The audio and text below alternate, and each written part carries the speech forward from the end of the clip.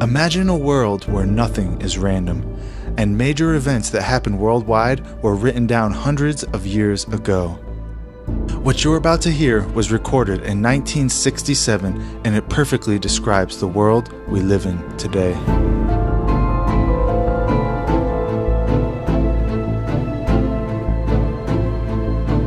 What was the secret?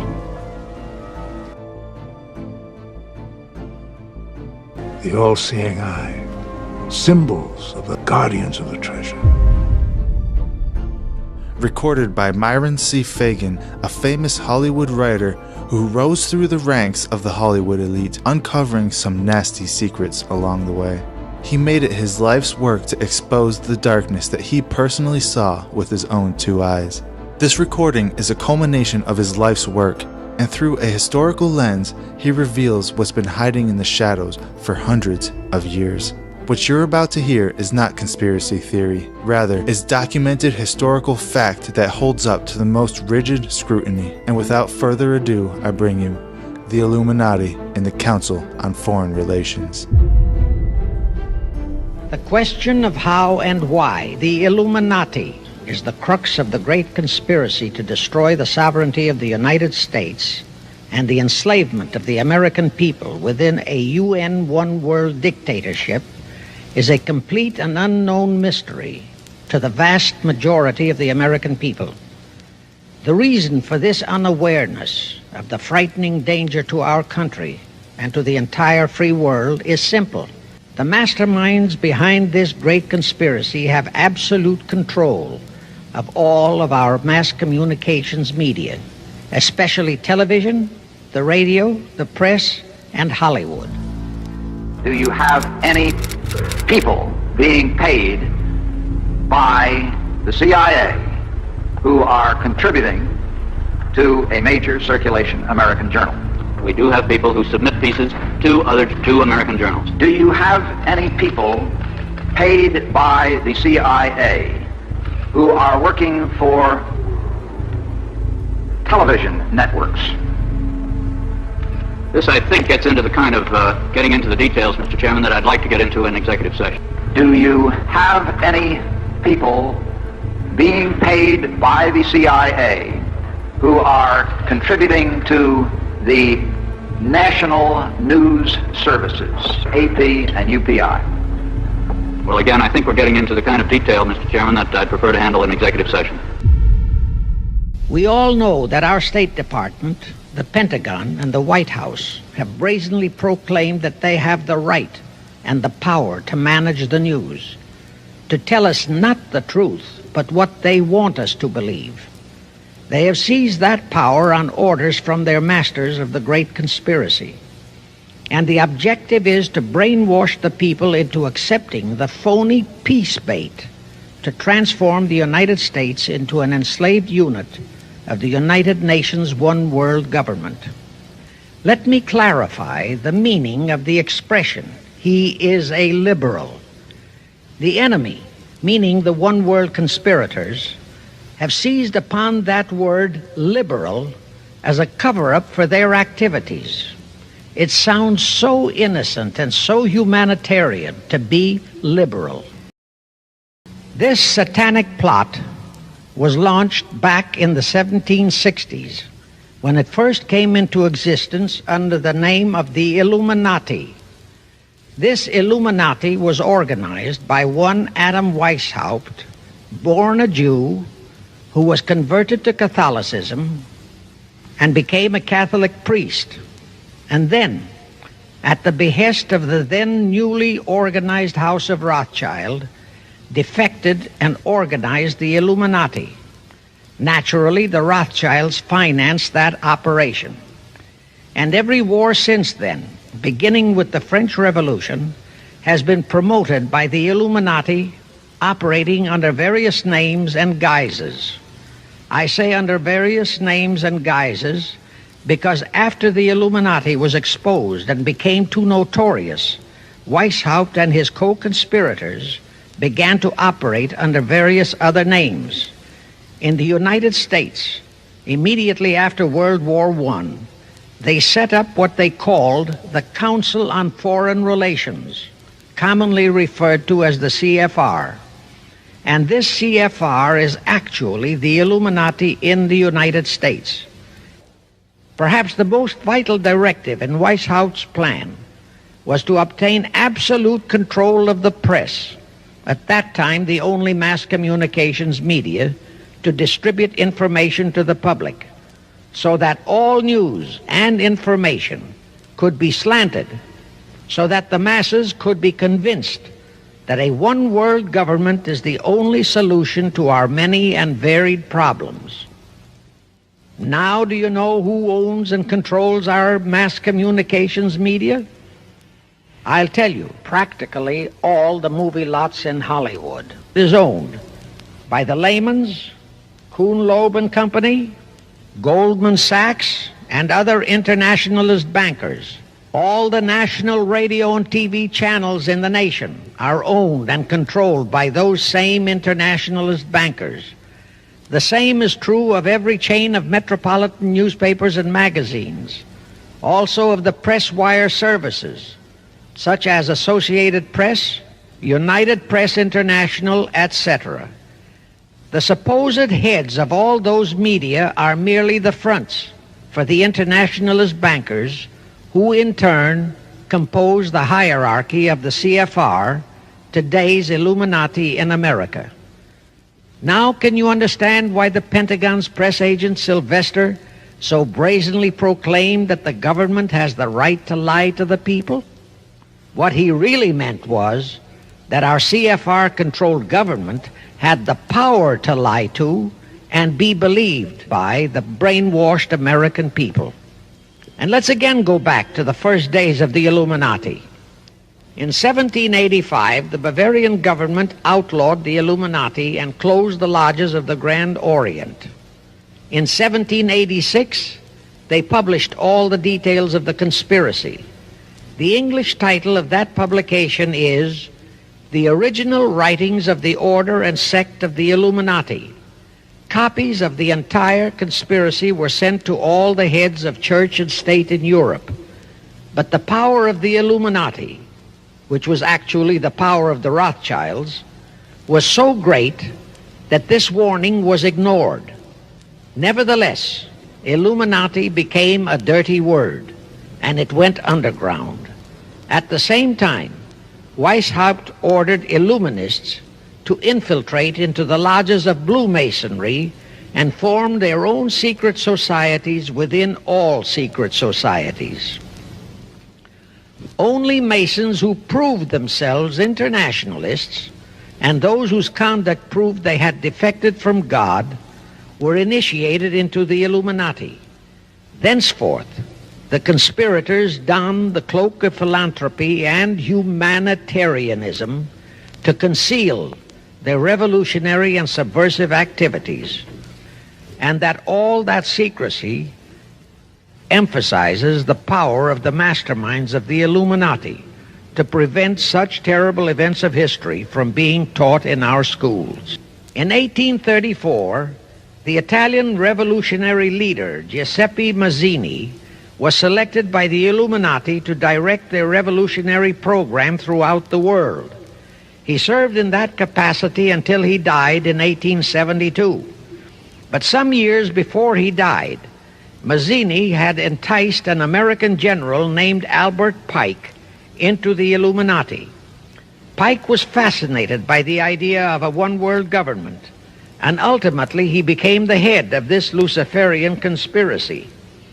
Between 1859 and 1871, he, Pike, worked out a military blueprint for 3 world wars and various revolutions throughout the world, which he considered would forward the conspiracy to its final stage in the 20th century. Again, I remind that these conspirators were never concerned with immediate success. They always operated on a long-range view. Pike did most of his work in his home in Little Rock, Arkansas. But a few years later, when the Illuminati's lodges of the Grand Orient became suspect and repudiated because of Mazzini's revolutionary activities in Europe, Pike organized what he called the new and reformed Palladian Rite. He set up 3 supreme councils, one in Charleston, South Carolina, one in Rome, Italy, and the third in Berlin, Germany. He had Mazzini establish 23 subordinate councils in strategic locations throughout the world. These have been the secret headquarters of the world revolutionary movement ever since. Long before Marconi invented radio, the scientists in the Illuminati had found the means for Pike and the heads of his councils to communicate secretly.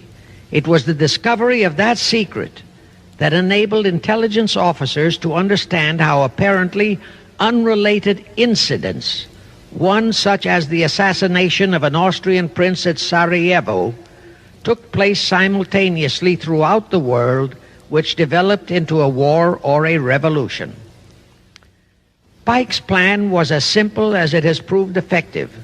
It called for communism, Nazism, political Zionism, and other international movements be organized and used to foment 3 global world wars and at least 2 major revolutions.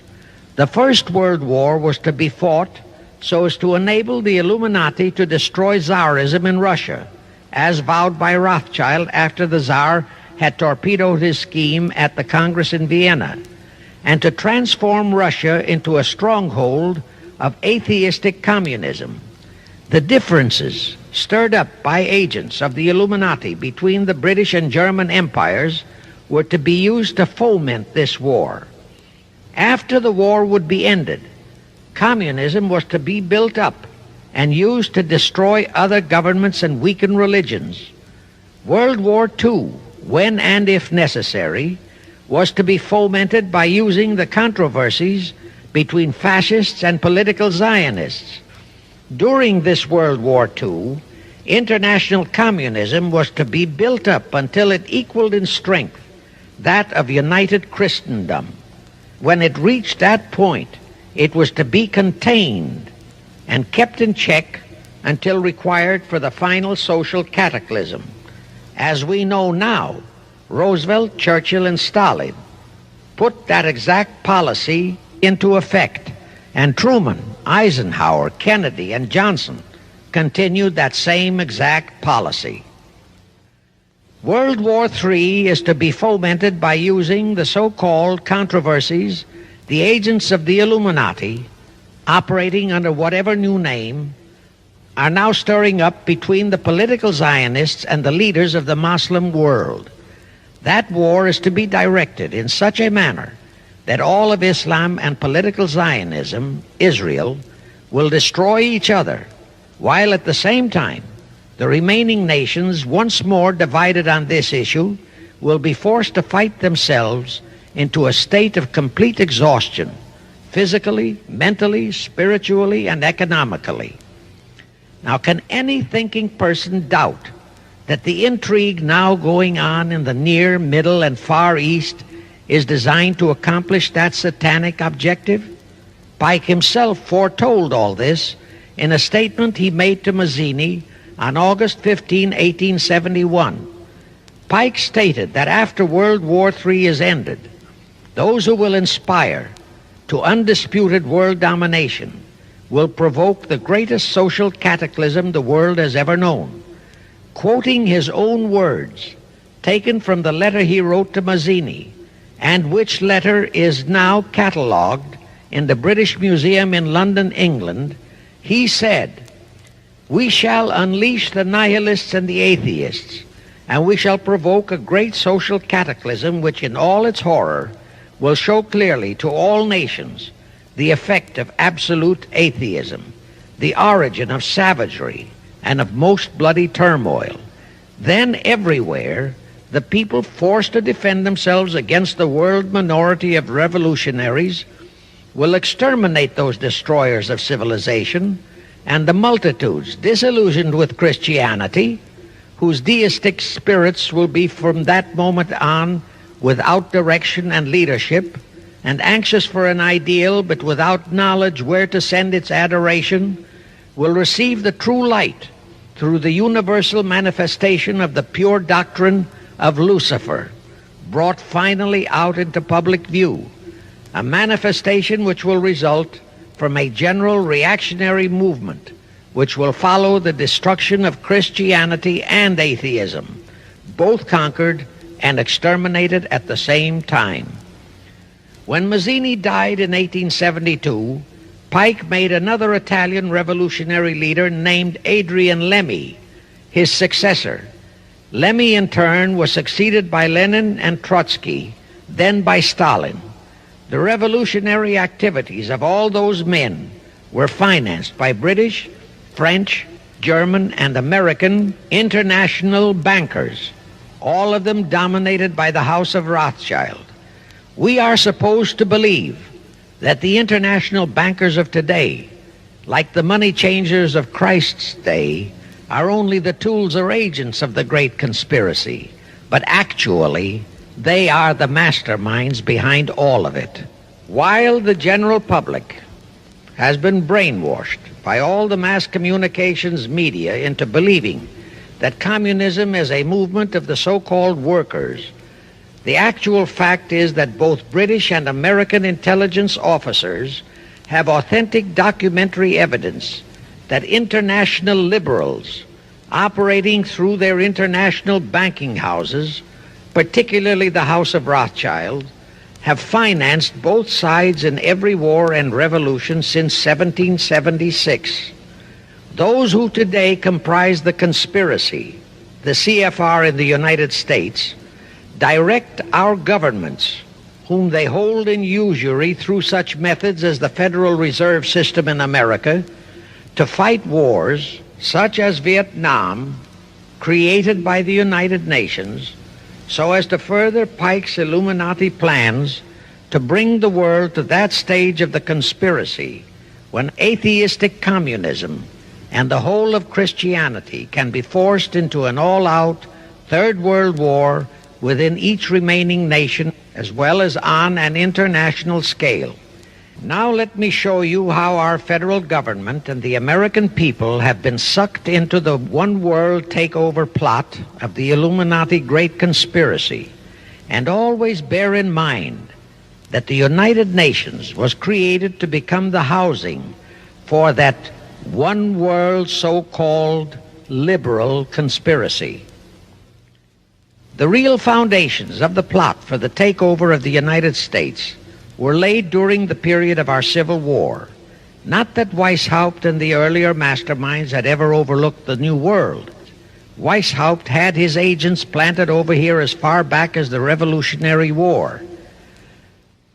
But George Washington was more than a match for them.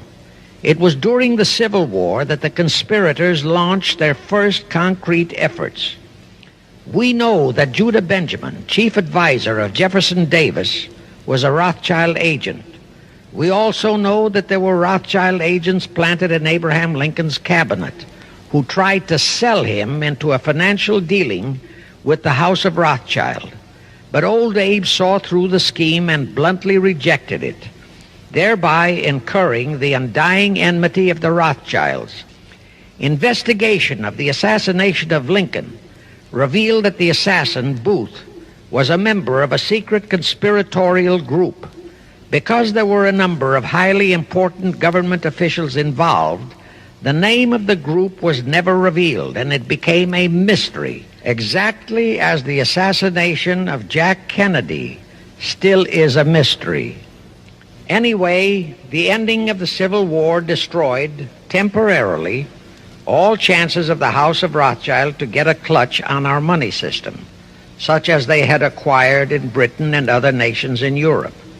I say temporarily because the Rothschilds and the masterminds of the conspiracy never quit. So they had to start from scratch, but they lost no time in getting started.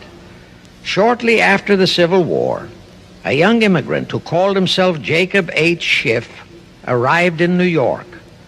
Jacob was a young man with a mission for the House of Rothschild. Jacob was the son of a rabbi, born in one of Rothschild's houses in Frankfurt, Germany. I won't go deeply into his background. The important point is that Rothschild recognized in him not only a potential money wizard, but more important, he also saw the latent Machiavellian qualities in Jacob that could, as it did, make him an invaluable functionary in the great one-world conspiracy.